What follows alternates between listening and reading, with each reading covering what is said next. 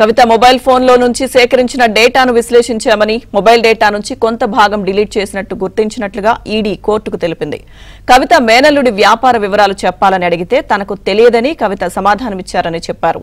అటు ఈడీ అడిగిన డాక్యుమెంట్లు అందించడానికి ఆమె బయట లేరు అని కవిత తరపు న్యాయవాదులు కోర్టుకు తెలిపారు. కవిత ఇద్దరు పిల్లలు ఇక్కడే ఉన్నారని, వారితో మాట్లాడేందుకు అనుమతి ఇవ్వాలని కోర్టుకు విజ్ఞప్తి చేశారు. ఇరు వర్గాల వాదనలు విన్న కోర్టు మరో 3 రోజుల కస్టడీని పొడిగించింది.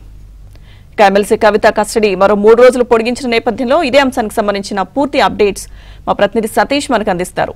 సతీష్.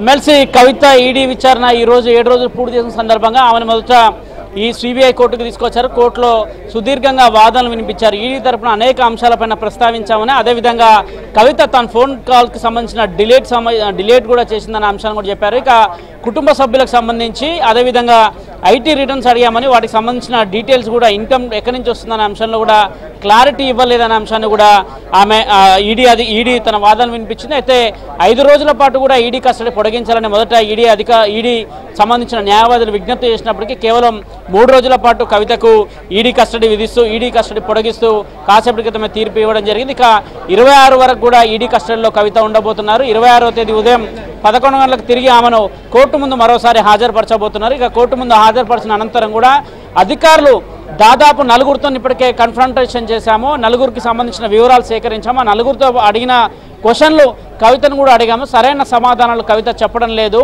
అనే అంశాన్ని కూడా ఈడీ అధికారులు ప్రస్తావించారు.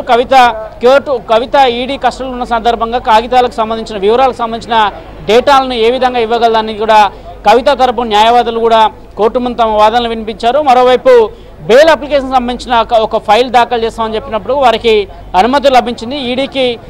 ఈడీకి కూడా నోటీసులు జారీ చేయాలని కోర్టు కవిత తరపు న్యాయవాదులు అడిగినప్పుడు కూడా ఎక్కడ కూడా ఈడీకి సంబంధించిన అంశంలో క్లారిటీ ఇవ్వలేదు. అయితే కోర్టు లోపలికి వచ్చే సందర్భంలో ఎమ్మెల్సీ కవిత మాట్లాడుతూ ఇది ఒక ఫర్జీ కేసు, కావాలని కేసులు పెట్టారు, న్యాయస్థానంలో పోరాటం చేస్తాను దీనిపైన అని చెప్పు కోర్టుకు హాజరైంది. అనంతరం కోర్టు నుంచి బయటకు వెళ్తున్న సందర్భంలో కాసేపటి క్రితమే మీడియా ప్రతినిధులు ఏమైనా స్పందిస్తారా ఈ అంశంపైన అన్న సందర్భంలో జై తెలంగాణ అంటూ కవిత నినాదం చేస్తూ ఇది ఒక రాజకీయ అరెస్టుగా చెప్పింది. ఎన్నికల సమయంలో రాజకీయ అరెస్టు చేయడం సరికాదు అనే అంశాన్ని కూడా తాను పూర్తిగా తప్పుపడుతున్నా అని చెప్పింది. కేంద్ర ఎన్నికల సంఘం ఈ అంశంలో జోక్యం చేసుకోవాలని చెప్పారు. ప్రజాస్వామ్యాన్ని కాపాడాల్సిన బాధ్యత వారిపైన ఉంది, వారు ఖచ్చితంగా దీంట్లో జోక్యం చేసుకోవాలని కూడా కవిత మీడియా ముఖంగా చెప్పి బయటికి వెళ్ళిపోయారు.